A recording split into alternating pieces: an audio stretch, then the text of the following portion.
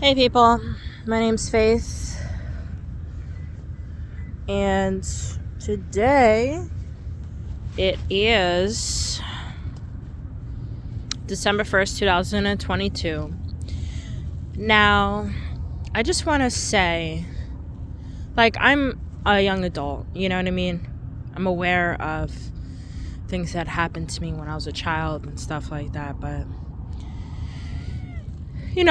after realizing, I'm like, wait, I'm not like a normal functioning adult, and it's because I'm a victim, actually, of poor policing. I was a kid. I just turned 18. Let me tell you this story. Just turned 18. I was with my best friend at that. You know what I mean? So I'm thinking, okay, my best friend got my back, Long behold, nope. So since then, not only has the police ruined my friendship with one of my best friends, but I have a contusion in my knee. I had a contusion. So, weeks and weeks I was going to physical therapy. Fine, I'm doing better now. But my knee has not been the same, Times I would have trouble running. I would feel clicks every single time I would even take a step. Along with the pressure and just the whole momentum of me moving, I'm a victim of poor policing, because who really wants to beat up a 18-year-old for jumping over a turnstile? Like, are you serious? You know what I mean? Like, I can understand if it was happening every single day and I'm just getting out of school and stuff, but it was my birthday. Just so happened that it was my birthday. Me and my friend kind of was like, okay, let's squeeze in, And so this short guy, he's up to here. I'm not really that tall. I'm about 5'3", So this short guy comes up to me. And he's like, let me see your ID. I'm like, okay, first off, let me see yours. You know what I mean? Because I'm like, there's no way that there's a short police officer coming at me. I'm thinking that this guy is fake. Because never not once I had to deal with things like this. I just turned 18. So, maybe it was the devil in disguise. Maybe it's just how New York State, I guess that's how they operate the police and stuff. But it's just poor. It's really poor policing. There's worse things happening out there. There's people getting run over by cars. They literally ran over a child not that long ago here in Staten Island. The girl is scot-free. So I'm like, okay, I get arrested for going over a turnstile, but you kill a whole human. You kill a whole human, I guess, whatever, by mistake. But how are you scot-free the next day? That's what I don't understand. I don't understand, why they allow these things to happen. Just in Brooklyn not that long ago, there was kids coming off a school bus. Who knows what happened to this lady, but she was driving, and I guess they were getting off the school bus, and she killed, I guess, all three of those kids, because people they don't have the right state of mind nowadays. People get shot, they get run over by cars. It's 2022. So everything's accessible, everything's available. So to be out in public at that, it's fearful. I'm a fearful parent. I don't want my child out in public during this pandemic, after the pandemic, because not only, I'm getting off subject of me being a victim, but I'm talking about now, during the pandemic, after the pandemic, people's mindsets, they're not doing therapy. They're not going to therapy, they're just worrying about getting a roof over their head. They don't care about speaking to somebody over the phone or doing intake, going to the hospital, speaking to a psychologist, a doctor at that. And they think it's normal to just be a bunch of pigs. There's people that live like that. Like, I've seen it. They work full-time. They live like pigs. They act like pigs. And so, obviously the police and whoever, they don't care. They don't care. That's why you go into the police station and it's filthy. You go into the jails and it's filthy. And why do you think all these celebrities, all these people come out to the jails? Because they know the conditions. They know that they can't have a normal life and just comb their hair. You can't even comb your fucking hair. So, people that are trying to incriminate people at that, like your own family members, it says 1 out of 8 people. That's actually a statistic. They're either incarcerated or they have a loved one's incarcerated. So it's not like, 1 out of, it's every few people that like everybody has been to jail. Everybody has gotten a ticket or something.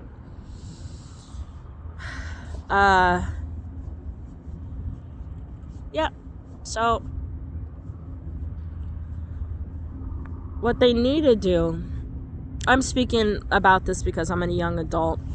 If these options aren't open for people, like, we have to be more real. We have to be more real when it comes to living, when it comes to working, when it comes to surviving, because not everybody is going to be working on the books.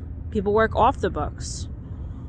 People, they have online businesses. That's how that they survive. So, being realistic about mental health, being realistic about programs, being realistic about homelessness, shelter systems and stuff, like, these things should be available for people.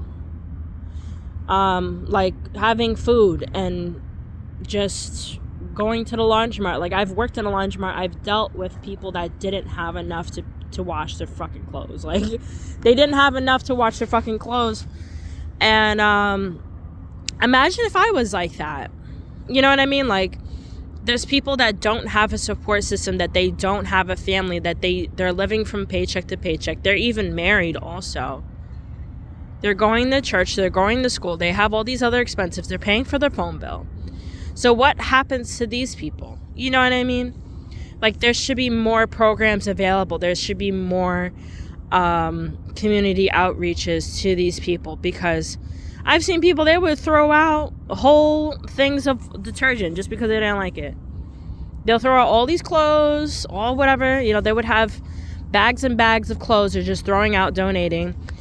There needs to be community outreaches, not only in certain towns, but in every town.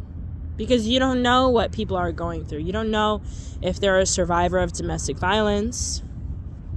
You don't know if they're a survivor of drug use in the home. There's people that are just on crack.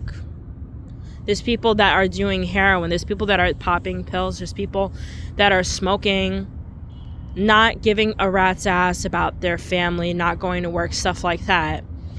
Like, there needs to be more outreaches, like, weekly. Like, I've seen farmers markets, great. I've seen, certain companies and organizations, they go out, every few months or every year and stuff. But that's not good enough. Like, I feel like schools should participate. Like, I've seen kids come out and, they're out in the class and stuff, or I guess they went on a school trip. They're seeing how life really is. Sometimes they don't even leave the house. You know what I mean? So having more trips available for kids locally, or even say far, because I had the advantage. Some parents don't allow their children to go on trips, but I had the advantage to go on some trips, So there's parents that don't have the money, and they just don't want the headache of their child to even go on a school trip. And to me, I think not only is that abuse, but that's ignorance. you're not opening up the world for your child, because the world's harsh and real. It's a harsh and real world out there. So yeah, done talking about these subjects. Society, poor policing, what happened to me as a child going into adult, and I was literally a child. Like, you're not fully an adult. Like, I still have my molars growing in, I still have my back molars coming in. And I'm 26. So, there's people, okay, they have their bachelors or they're working on their masters and stuff. They're my age. Great. Good for you. Good for you. But for me, like, some people that are older than me, they're like in their 50s and 60s. They're looking at me like if I'm a kid still. Because I kind of still am. They've lived far much of a longer life than me. They're already seeing half their family members dead. I'm just experiencing that myself. I had a best friend. I mean, not really a best friend, but a friend on my social media. I'm like, what the hell? Within a drop of a hat. I'm like, how's she doing? Oh my God. And you can actually look her up. Her name's Jacqueline Blake. One of my favorite singers is Girlfriends. I'm just like, are you fucking serious? I don't know what happened exactly. I tried to reach out to him, but oh my God. Because I was like, damn, like, it's weird because I have dreams about certain people and I'm just like, damn. So, I just wanted to share it on my YouTube because you guys know I'm out here and telling you guys what's happening and stuff, and you don't know when somebody's last day is. Like, you don't know, like, if your mother's gonna die. You don't know if your one of your siblings is gonna die.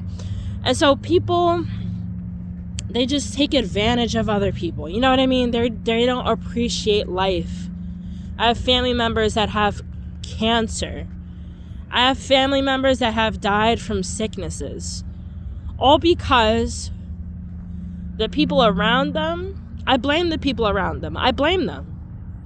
All because the people around them just didn't give a rat's ass when it comes down to it.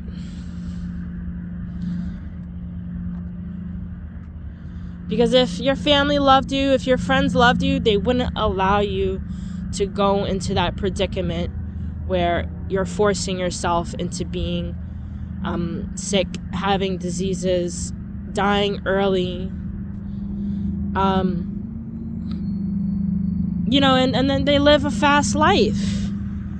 So I want to know what the deal really is. You're working whatever 9 to 5 full time. Like, what's the fucking deal? What's the deal? Because I've worked full time myself. I'm like, what's the deal? Like, what's really the deal? Like, what's really happening with my life? Like, you gotta reevaluate yourself. If you're not reevaluating yourself, then I don't know what to tell people.